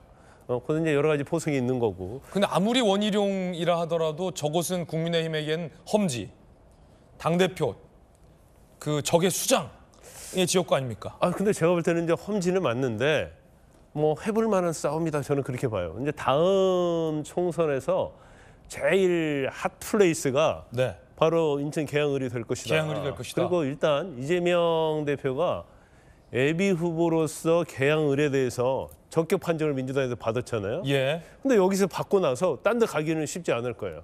그러면 도망가는 자와 쫓는 자 이런 싸움이 되는 거거든요. 그리고 우리가 이제 명랑대첩이라는 얘기를 많이 하잖아요. 그러면 과연 저기에서 이순신이 누가 될 것인가? 이거 굉장히 정말 저는 흥미롭고. 아 저기서 이긴 사람이 이순신 되는 겁니까? 아 그렇죠. 이순신 되는 거죠. 그래서 이재명 대표 고민이 많을 거예요. 아, 명량이 왜냐하면 아니라 명령이군요. 뭐 비슷하게 예. 아니 그만큼 중요한 재밌습니다. 싸움터다 이렇게 저는 이렇게 보는 거고 이재명 대표도 고민이 좀 클 거예요. 아마 계속 여론조사 나올 거고 그냥 누구죠 혼자 가서 이재명 대표하고 싸우지는 않을 거예요. 제가 볼 때는 그러면 이제 어떻게 보면 지원 세력이 있을 거고 예. 거기에다가 뭔가를 상당히 쏟아 부을 겁니다. 특히 사회적 간접 자본 인프라랄지 인천과 관련된 그런 거에 대해서 여당으로서 프리미엄이 있기 때문에 막 갖다 쏟아 부을 거예요.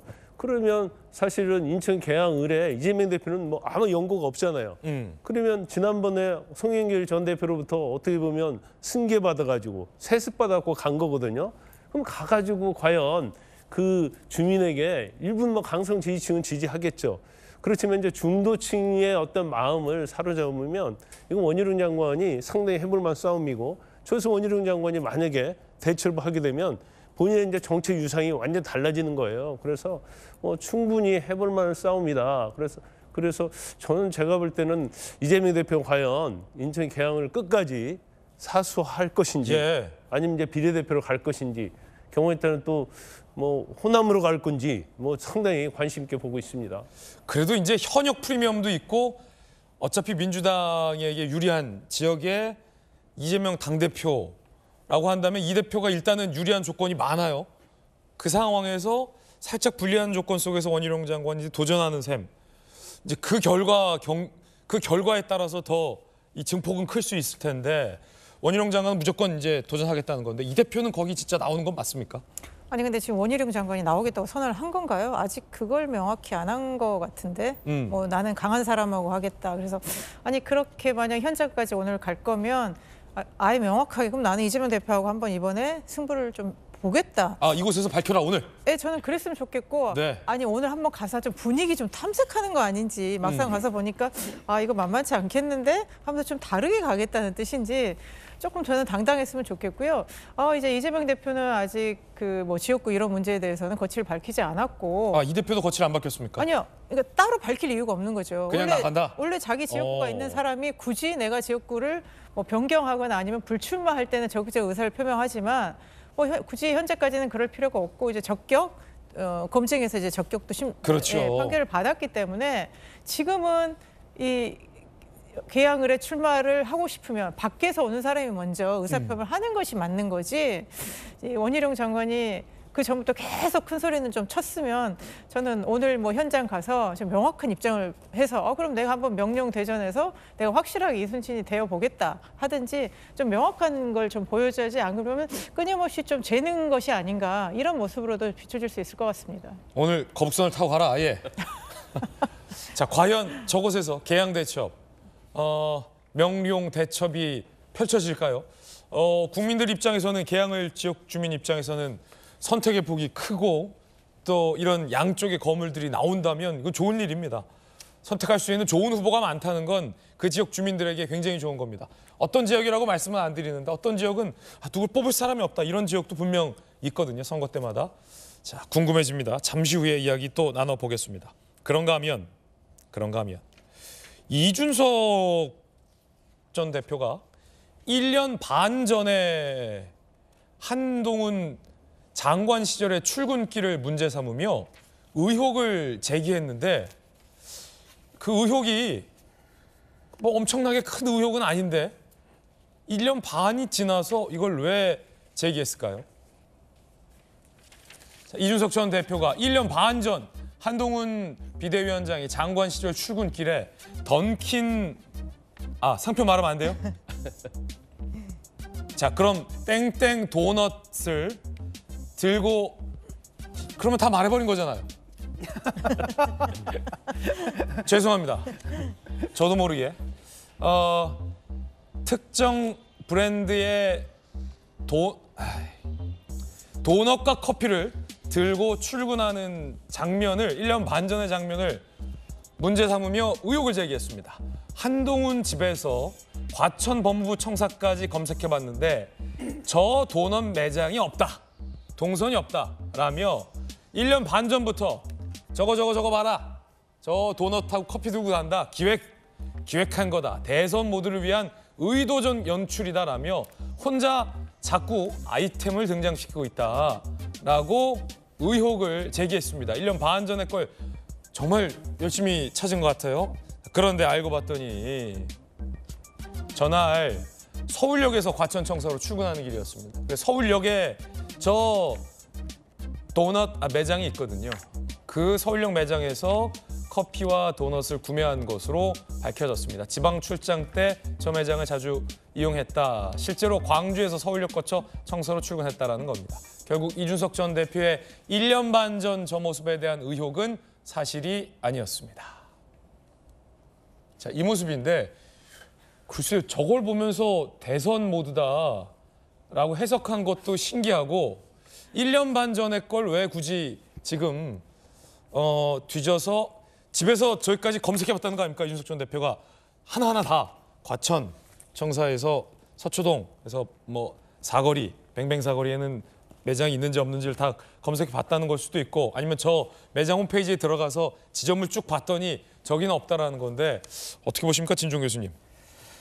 저거를 그 속된 말로 뭐라 그러냐면 잉여력이 쩐다 그러거든요. 잉여력이 쩐다. 시간 많이 남는다. 보통 심날로 할 일 되게 없다. 할 일 되게 없다. 그것도 해봤을 거 아닙니까? 그리고 저게 이제 바로 뭐냐 음모론적 사고 방식의 한 유형이거든요.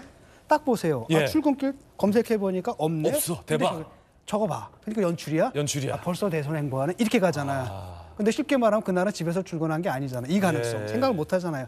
보통 대부분 민주당에서 제기하는 음모론들도 대부분 자기들이 생각할 때는 이게 말이 안 돼. 이상해. 이렇게 가는데 실제로는 그 상상력이 좁은 거죠. 굉장히 다른 것들이 있는데. 잉여력이 굉장히 쩐다. 네. 근데 지금 이준석 전 대표 같은 경우는 뭐냐면 자꾸 시비를 거는 거예요. 시비를 걸고 그동안 한동훈 전 비대위원장 같은 경우는 상대를 안 해주거든요. 왜냐하면 그 미디어 전쟁, 노출 전쟁을 지금 하는 겁니다. 그 한동훈 비대위원장이 모든 미디어에 그 관심을 받고 있거든요. 라고 한다면은 그걸 갖다 자기한테 끌어올기 위해서 이제 공격을 해야 되는 거거든요. 그러니까 사사건건 공격하다가 사실 여기까지 나왔는데 이런 건 좀 안 했으면 좋겠어요.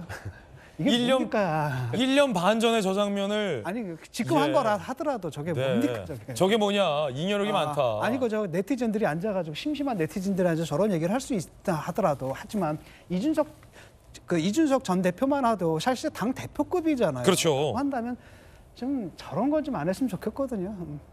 잉여력이 많다.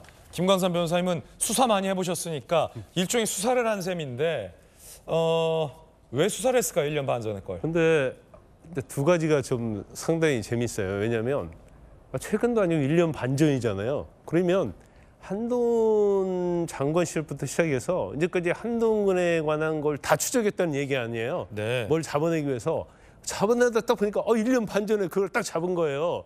그래서 경로를 추적해 보니까 뭐 대치동인가요? 도곡동에서부터 과천까지 이 매장이 하나도 없다는 건데 아니 그 경로를 어떻게 알죠? 과천 가는 길이 엄청 많거든요. 그래요? 과천 가는 길이 많아요? 사당 쪽으로 갈 수도 있고. 저 예술의 전당 터널 탈 수도 있잖아요. 그 우면 터널. 우면산 터널. 우면산 터널 갈 수도 있고. 근데 거긴 유료거든요. 경부고속도로 타고도 갈 수 있고. 우면산 터널은 유료예요. 그 갈 길이 엄청 많아요. 또 가다가 또 만약에 땡땡 도나츠 그 매장이 없으면 상호 말씀하지 말라니까 자꾸. 살짝 돌아갈 수 있는 거잖아요.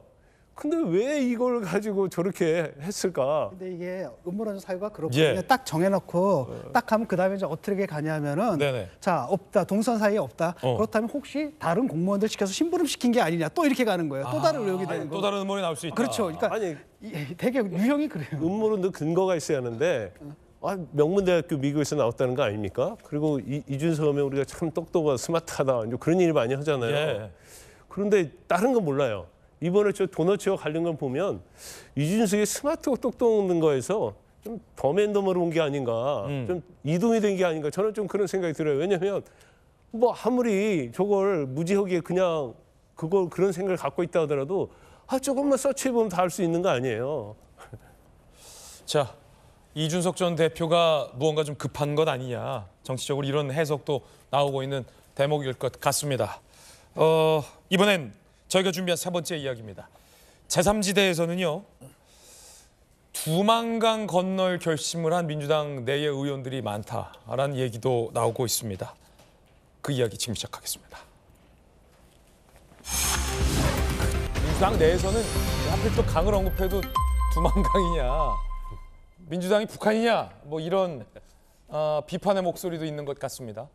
자, 저 발언의 주인공은 누굴까? 잠시 후에 들어보겠고요. 민주당에서 비명계 전직 의원들의 탈당 릴레이가 이어지고 있습니다. 연쇄 탈당인데 신경민, 최운열 전 의원도 탈당했습니다. 양 정당이 비슷한 양태를 보이고 있는데 무자격하고 무자질인 사람들이 득세를 하고 독재를 하고 있습니다. 정치는 말한 대로 행동해야 되고 약속한 대로 이행하는 것이 정치와 정치인의 본령이라고 생각합니다. 제3당이 22대 국회에서 국민들에게 그리고 당원들에게 이런 모습을 보여주기를 희망하면서 오늘 민주당을 탈당합니다. 저희 새 전 시장은 이번에 민주당을 탈당하고 새로운 미래를 선택해서 거기서 다가오는 총선에 도전하고자 저희들이 의견 일치를 보았고요. 이해찬 당대표 체제가 들어서고 이재명의 민주당에 이르는 과정에서 아마도 대한민국 역사상 유례가 없을 텐데 세 차례나 너무도 불공정한 공천학살을 경험하였습니다. 대단히 불법적이고 폭력적이었으며 매우 잔인했습니다. 그 가운데 이낙연 전 대표가 친문계, 문재인계 세력 규합에 나섰다, 이런 관측도 나옵니다. 초대 총리, 부총리 회동이에요. 이낙연, 고등학교 동문 선배들과 함께하는 자리다, 단순 모임이다 라며 김상곤 전 사회부총리와의 만남에 대해서 일단 의미 확대를 경계했습니다. 심상치 않아 보입니다. 네. 이 전 대표 핵심 관계자, 문재인 정부 당시 내각 인사들 거의 다 한 번씩 만났을 것이다. 여러 형태로 힘을 실어줄 것, 순차적으로 그 이름들을 발표해 나갈 예정이다. 이런 얘기 나옵니다. 이 전 대표 관계자는 친문이 규합하고 있다, 이런 얘기를 하고 있는 상황입니다. 그 가운데 이원욱 의원, 탈당한 이원욱 의원의 발언이 심상치 않은데요. 이 탈당은 계속 이어질 것이다 라고 밝혔습니다. 들어보시죠. 탈당 계속 있습니다. 앞으로 미래 대연합으로 오겠다고 하는 분들이 있거든요. 저희가 이제 2월 4일 정도를 창당의 목표로 하고 있거든요. 그래서 미래 대연합이 정말 추진하고 있는 정당의 모습이 국민들한테 새로운 정치를 보여주고 이게 저거 장난이 아니구나, 소형 운막집이 아니고 정말 빌딩을 지을 수 있겠구나라고 하는 그러한 희망을 국민들의 밥상에, 설날 밥상에 좀 차려드리고 싶습니다. 더 많이 탈당할 거다.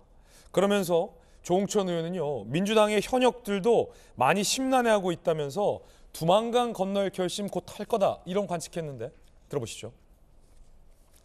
의원들이 조홍천 의원 표현답니다. 그윽한 눈빛으로 쳐다본다. 그냥 안 보고 그윽하게 본다는 거예요. 왜 그윽할까? 두만강가에서 매일 저녁 기다리고 있을 테니 후레쉬 깜빡거리면 건너갈게. 그러고 있다. 많이들 심란해하고 있다. 김용훈 대변인님, 그냥 안 보고 조홍천 의원을 동료였던 민주당 현역 의원들이 그윽하게 본다는 거예요. 그윽하게 이렇게. 그윽하게. 네. 후레쉬만 깜빡이요. 나 지금 두만 강가에 서 있어. 건너갈 수 있어. 이런 사람들이 좀 있다는 건데 맞습니까?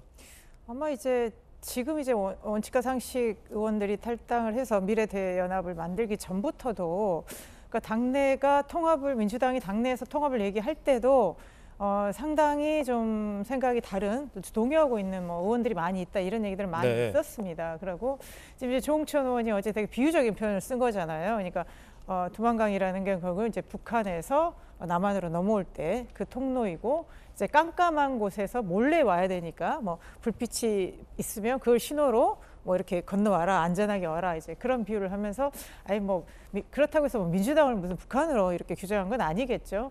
그만큼 뭔가 우리 쪽으로 오고 싶어하는 사람들이 많이 있고 때가 되면 기회가 되면 반드시 합류할 거다. 이런 거를 이제 강하게 좀 표현을 했고요. 이원우 의원도 그렇게 얘기를 했습니다. 네. 그래서 지금 이제 원칙과 상식 의원들이 이제 미래 대연합이라는 이름을 통해서 이제 플랫폼이 되겠다. 그 얘기는 이제 민주당에서 새롭게 정치를 하고 싶어하는 기존 의원들과 그리고 밖에 이번에 이제 그 정의당 쪽의 박원석 전 의원이랄지 이제 정태근 의원, 이제 한나라당 쪽의 정태근 의원도 이제 처음 같이 시작했지 않습니까? 그래서 밖에서 새로운 이 정치를 해보겠다는 사람들의 플랫폼이 되겠다고 했기 때문에 지금 상당히 좀 자신 있어 하는 그런 모습을 보이고 있는 것 같습니다. 예, 서재현 부대변인 어떻게 보십니까? 사실 바라보는 눈빛이 뭐 극할 수도 있고 좀 안타깝기도 하고 또 다시 왔으면 좋겠다는 신경이 복잡한 게 사실인 거죠. 그게 의미는 그거다. 그렇죠. 복잡한 거죠. 그리고 또 오늘의 동지가 또 어떻게 보면 내일의 적이 될 수 있어요. 선거라기 특수성 때문에. 근데 저는 저 삼지대 특히 이제 이낙연 대표께서 저는 대통령이 되고 싶다고 도전하는 거는 정말 훌륭한 거잖아요. 근데 포기하지 않고. 그런데 본인은 삼지대라고 얘기하는데 대선 포기하지 않고 총선 포기한다고 합니다. 그러니까 이준석 대표도 반신반의하거든요. 왜냐하면 삼지대라는 거는 우리 거대 여당, 야당도 그렇지만 삼지대에서는 한석 한석이 엄청나게 중요하거든요. 그러면 본인이 총선에 나와야 됩니다. 그래서 총선에 나와서 이낙연 대표가 그래도 정말로 훌륭하신 분이잖아요. 그분이 총선에 나와서 한석이라도 더 받는 게 삼지대의 숙명이고 그게 의무인데 이것을 안 하고 대선 포기는 안 하고 총선 포기한다. 그러면서 미래 대연합 그리고 3번 받기 위해서 강서구청장 선거 보시면요. 기호 1번, 2번 아니고 3번, 4번 투표를 보시면 국민들이 1번, 2번 아니기 때문에 3번 찍겠다. 그렇지 않습니다. 말씀대로 인물 그리고 왜 합류하고 탈당하냐 그 명분이 있으면 10번이라도 10번 찍어요. 국민들이. 예, 그렇기 때문에 3번에 너무 연연해하지 마시고 삼지대 우리 여당과 야당이 목소리를 담아내지 못하는 그 공간에 대해서 그 목소리를 내시는 게 가장 중요하다고 생각합니다. 예, 두만강 진중 교수님, 저랑 이만갑 동기시잖아요. 어제도 우리 늦은 시간까지 그 녹화하고 왔는데 그 실제로 이제 두만강을 건너서 탈북한 우리 출연자들이 있잖아요. 사실 근데 그분들이 이제 두만강을 건널 때 사실 죽을 각오를 하고 건너오는 분들 아니겠습니까? 사지를 건넌다는 느낌으로 온 거 아니겠습니까? 예, 그런 심정이었나 보죠. 그러니까 비유인데 아마도 당 내에서 사실은 우리가 알고 있기로는 대충 40명에서 한 60명 정도 그 비명계가 있고 그 중에서 이제 용기 내서 목소리를 냈던 사람들은 한 5명 정도 됐던 거 아닙니까? 그 중에 한 분은 잔류하기로 했고 한 분은 국힘 같고 나머지 3분이 좀 나온 것 같고 아마도 남은 분들이 좀 있을 겁니다. 그분들은 지금 긴가민가한 거예요. 이게 과연 당에서 공천을 줄까 말까? 줄 것인가 아닐까 말 것인가 지금 그게 확정되어 있지 않기 때문에 좀 눈치를 보고 있는 건데 어느 정도 그 그림이 나오게 된다면 바로 그거 아니겠습니까? 그걸 깜빡깜빡거리고 있어. 나도 여기서 좀 보고 왜냐하면 나도 여기서 사실 그렇잖아요. 북한이 아무리 살기 힘들어도 그걸 떠난다는 결심하는 건 굉장히 쉽지 않은 거거든요. 많은 것들이 걸려 있고 근데 어느 순간에 결심이 쓰면은 확실해지면은 그때 내가 건너갈게 이렇게 하는 분들이 더러 계신다라는 거고. 자신은 그 친문계 있지 않습니까? 그 친문재인계 이분들이 사실 이번에 안 따라 나가기로 한 것 같아요. 윤영찬 의원을 갖다 말린 것도 아마도 임종석 통해서 문재인 대통령이 아마 말린 거다 이런 얘기 보도가 나오고 있는데 아마 이제 이분들 같은 경우에는 아마 곧 있을 이제 전당대회에서 당 대표를 통해 가지고 자기들이 이제 헤게모니를 다시 찾아올 수 있다고 믿는 것 같거든요. 어차피 이재명 아웃이니까 그래서 남아 있는 것 같은데. 지금 뭐 이분들도 이제 공천 과정 속에서 아마도 친명들이 또 가만 놔두지 않을 겁니다. 친명 또 밖에 있는 사람들 굉장히 극성스럽지 않습니까? 한 속이라도 자기들이 뺏고 들어가야 되니까 아마 거기서 시달리다 보면은 그 전에라도 이미 이제 다른 결심을 좀 할 수가 있는 거고 그런 상황을 좀 언급하신 것 같아요. 그렇군요. 자, 그런가 하면 이 제3지대가 순조로운 것만큼은 아닙니다. 일단은 따라 나서는 당장 현역들이 없다라는 거고요. 두 번째는 그렇게 될 경우에 과연 받을 수 있는 숫자가 3번이 될 것인가도 아직 불투명한 상황인 겁니다. 거기에다가 이준석 전 대표가 이 빅텐트 속도론에 선을 그었습니다. 1차 목표는 설전 통합이다. 조홍천 의원. 이준석 전 대표 너무 빠르다. 창당하자마자 합당은 당황스럽다라며 선을 그었습니다. 일단 따로 가자. 좀 따로 갑시다. 라는 선을 그었다는 거죠. 김광삼 변호사님, 각자 지금 작은 그늘막 정도를 만들고 있어요. 말로는 큰 텐트를 쳐야 한다라는 말들은 하고 있습니다만 지금 보시는 것처럼 빅 텐트의 타이밍은 다 다른 것 같아요. 일단 분파가 5분파잖아요. 그렇군요. 분파를 이제 다 합치다는 게 굉장히 어려울 거예요. 그런데 지금 현재 보면 이준석 전 대표가 상당히 주도할 것이라고 했는데 이준석 전 대표가 원 오브 댐이에요. 이제 그 중에 하나거든요. 그러니까 본인 입장에서는 자기 색깔을 내고 싶고 자기의 뭔가를 두각을 나타내고 싶은데 이대로 가면 이제 미래 대연합이라는 하나의 울타리 안에서 갈 가능성이 저는 크다 이렇게 봐요. 그러면 지금 설 전에 좀 서둘러서 하려고 하는 거 아닙니까? 그 이유는 여러 가지가 있을까요?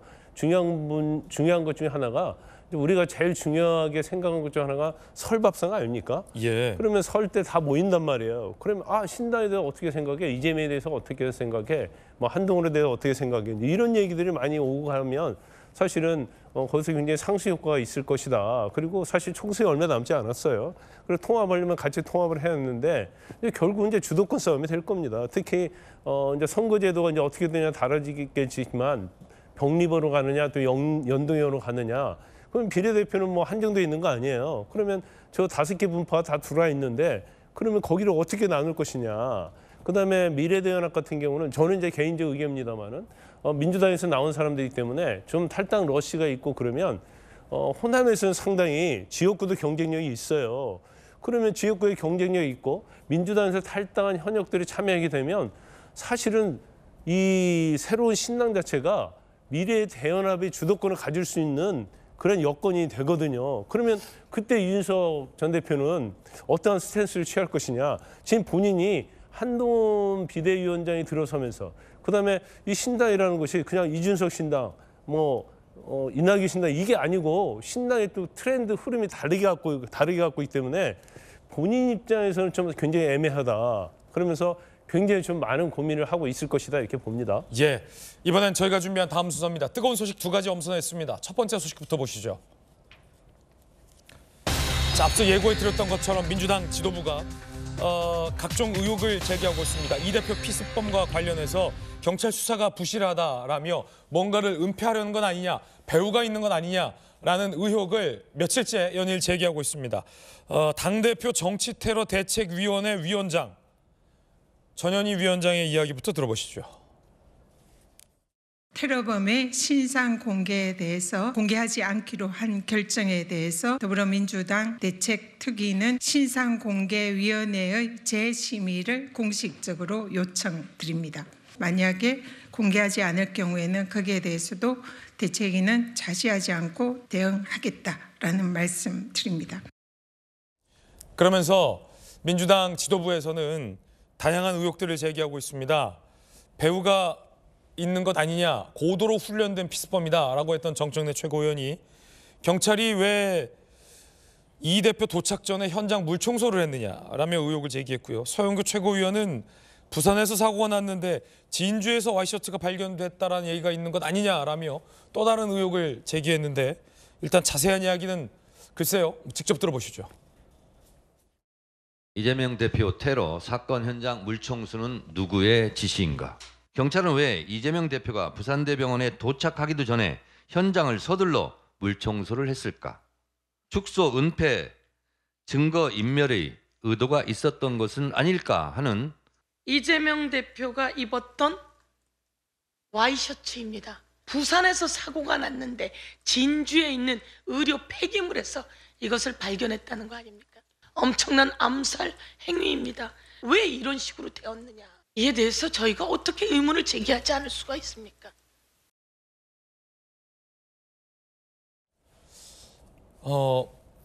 무언가 은폐 축소 기도가 있는 건 아니냐라며 든 2가지 근거가 이 대표가 병원에 도착하기 전에 경찰이 폴리스 라인을 치고 혈흔과 그 범죄 현장을 보존해야 되는데 물청소를 했다는 것. 범인이 잡혔는데도 불구하고. 두 번째는 이 대표의 셔츠가 진주 쓰레기 어디요? 의료 폐기물에서 발견이 됐다라는 겁니다. 이상하다라는 겁니다. 경찰이 공식적으로 반박했습니다. 당적 비공개, 정당법 때문에 못 누설한다. 남기는 말 비공개, 수사 및 재판에 영향을 미칠 가능성이라 비공개 대상이다. 와이셔츠, 관계자 통해 와이셔츠 소재를 계속 확인했다. 5일 와이셔츠를 확보했다. 물청소, 현장 목격자가 많고 범인이 잡혔고 범행 동구 등의 필요 증거도 이미 확보가 됐다. 증거인멸 한 건 없다라면 일일이 다 반박을 하고 있는 상황입니다. 진중고 교수님, 왜 물청소를 했느냐? 왜 셔츠가 병원에 물어보면 되죠. 진주에서 발견됐느냐? 아니 그리고 저 폴리스 라이너 그분이 피살 당하셨습니까? 그것도 아니고 도대체 뭔 얘기를 하는지 모르겠거든요. 그러니까 저걸로써 민주당이 그러니까 뭘 의심하는 건지 그 시나리오를 한번 제시해 보세요.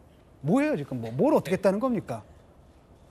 제가 말씀드릴게요. 네네네. 예, 그러니까 이제 폴리스 라인을 왜 안 쳤냐가 아니고 왜 그 이제 피습인데 그때는 살해됐을 수도 있는 거예요. 왜냐하면 사고 나고 나서 20분, 30분 내에 경찰이 물청소를 직접 했다는 겁니다. 저도 알지만 경찰이 청소를 하지는 않거든요. 경찰은 수사를 하는 거고 현장을 보존해야 되는 것이고 와이셔츠 같은 경우에도 증거가 아니고 이걸 통해서 확인할 수 있지 않습니까? 옷깃이 찔렸을 수도 있고 다른 쪽으로 찔렸으면 관통했을 수도 있고 여러 가지 각도에 따라 다르기 때문에 이 수사 자체에 대해서 가장 중요한 와이셔츠 자체인데 이것을 2일 당일날 병원에서 수거하면 되는 것을 왜 그걸 계속 관계자한테 확인해서 진조 의료원까지 5일, 3일 있다 보니 이런 초동 수사에 대한 문제 제기하는 것이고 소방일보라고 해서 소방관에서 최초의 문서 작성을 보면 18cm 칼로 이게 피도 흥껏 묻었다. 그래서 이것이 열상이라는 표현이 있는 거예요. 처음에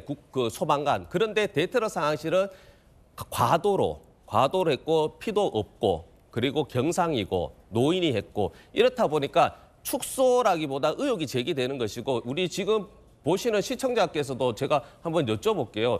그러니까 이재명 대표가 싫어서 칼로 죽이려고 했습니다. 근데 왜 죽이려는 의도가 단지 싫어서 죽였을까? 다른 의도가 있을 수도 있고 그것이 싫다고 해서 다 죽이지 않잖아요, 우리가. 저도 이재명 대표 싫어하는 사람 주변에 지인이 있지만 그렇게 행동까지는 안 가르잖아요. 그러니까 이런 부분에 대해서 재발 방지 차원에서도 해야 된다. 그리고 경찰이 계속 이야기하는 건 중대성이 없다 그러고 그리고 뭐 공공이익이 없기 때문에 비공개라는 게 이름을 밝히라는 게 아니고 이름을 통해서가 아니고 이 사람의 생활 전반적인 패턴 자체 그리고 8장의 문장을 봐야지 우리가 왜 어떤 의도로 했고 이후에는 어떤 일이 발생하지 않을 것을 입법이든 우리가 해야 되지 않습니까? 와이셔츠가 그렇게 중요한 증거냐라는 것과 관련해서 수사를 해봤던 검사 출신에게 물어보면 될 것 같아요. 이 와이셔츠를 바로 현장에서 경찰이 최우선적으로 보존해서 딱 그 밀봉해야 할 중요신 겁니까, 와이셔츠가? 아니, 근데 일단은 흉기나 뭐 이런 게 다 폭파됐는데. 현재에서 보존할 수 없고요. 제일 중요한 건 생명 살리는 거 아니에요? 병원은 후송했잖아요. 와이셔츠 벗었을 거 아니에요? 와이셔츠가 중요신 겁니까, 이 범죄 현장에서? 아니 뭐 부수적이죠. 그렇지만 누가 살인을 했고 왜 살인했는 건 다 나타나 있는 거 아니에요? 설사 이게 없다 하더라도 별 문제가 없는데 경찰이 발표한 바에 의하면 압수수색 영장 발부 받아가지고 압수하려고 했다는 거 아니에요? 근데 이미 압수수색 가지고 가서 압수를 하려고 보니까 벗어가지고 이미 폐기물 처리한 거예요. 왜냐하면 피 묻은 것은 의료 폐기물이기 때문에 그냥 쓰레기통에 버리지 못합니다. 서영교 최고위원 얘기대로라면 누군가 무언가 의도를 갖고 저 와이셔츠를 없애서 증거를 인멸하려 했던 것은 아니냐. 그러면 부산병원 의료인을 고발해야죠. 왜 이제 관련된 증거를 인멸하려고 했느냐. 그다음에 물청소를 경찰이 한 거하고 청소부가 한 거고 누가 한 게 뭐가 중요해요. 되게 폴리스 라인 치고 현장 보존하는 것은 현장의 수사를 더 해야 하는데 뭐 DNA를 채취한다랄지 범인이 누군가 특정이 안 된다랄지 지문을 채취한다. 그렇죠. 범죄 자체에 애매모호한 측면이 있다. 그러면 하지만 그 전부 다 동영상 다 찍혀 있는 거잖아요. 그리고 거기는 공공장소예요. 공공장소에 피가 이렇게 묻어 있는데 그걸 갖다가 빨리 지워서 혐오감이 없게 만들어야 할 거 아니에요. 그래서 당연한 일을 했는데 이걸 뭔가를 배우가 있다는 걸 하기 위해서 계속 뭐 그 자잘한 거 아무것도 아닌 거. 그다음에 제가 두 가지만 답답한 게 얘기할게요. 자꾸 당적을 갖다 공개하라고요. 그럼 정당법 위반을 하고 막 교사하는 거거든요. 그다음에 남기는 말 그것도 공개하라고 하거든요. 경찰한테 계속 개인정보보호법 위반해라.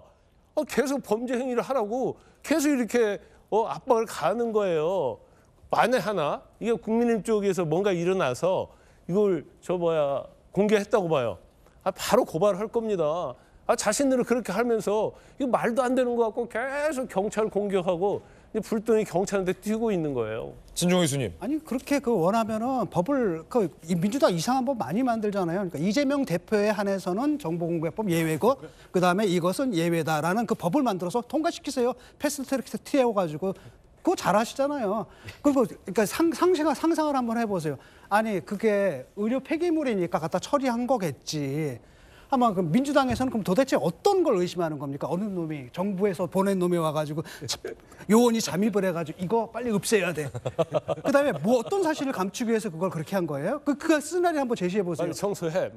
아니 제가 말씀드린 건 배우가 있으니까 배우를 밝혀달라는 것이 아니고 이 동기 그리고 왜 경찰 자체가 예전 사례 말씀드렸잖아요. 박근혜 전 대표 사례라든지 주한미 대사 리포터 대사 사안에서는 똑같이 실명 공개해서 주변에 어떤 제보도 있고 이런 삶이 있다 이런 게 있고 주변에 그런 여러 가지 사항이 있는 것인데 왜 이 사건에서도 유독 비공개하는 것이고 80명의 경찰이 투입했는데 동기도 뭐 여러 가지도 뭐 밝히지 못한다 그렇게 비공개할 이유가 무엇이냐라는 거예요. 동기는 다 알고 있거든요. 동기가 어떤 건가요, 그러면? 아니 이분이 이재명 대표에 대해서 아까도 에로매니아라고 얘기를 했잖아요. 전문가의 분석까지 나왔거든요. 이재명 대표를 갖다가 우리나라 모든 사회의 악의 근원이라고 보고 제거하고 그래서 독립수사 같은 마음을 갖고 그것도 연습까지 하고 그래서 그날 그렇게 했고 모든 사람들이 지켜봤고 왜 그랬느냐 여러 가지 생활고를 어려웠고 이분이 부동산 하는데 뭐 월세도 못 냈고 뭐 등등등등 다 알려졌고 이름도 지금 그 뉴욕타임즈인가 어디서 외신에서 이름까지 다 보도가 됐고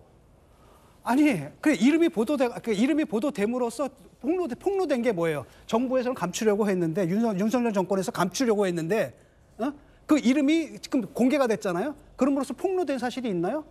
도대체 뭔 얘기를 하는지 모르겠어요. 아마 제가 짧게 리포트랄지 박근혜 전 대통령 때는 신상공개위원회 그런 게 없었을 거예요. 그래서 그때 공개된 게 위원회에서 공개한 게 아니고 언론에서 취재해가지고 다 공개가 됐을 거예요. 그런데 그것과 비교하는 것은 맞지는 않아요.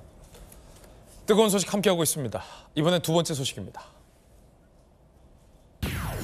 도널드 트럼프 대통령의 아이오와 코커스 유세 현장 영상 준비되어 있습니다.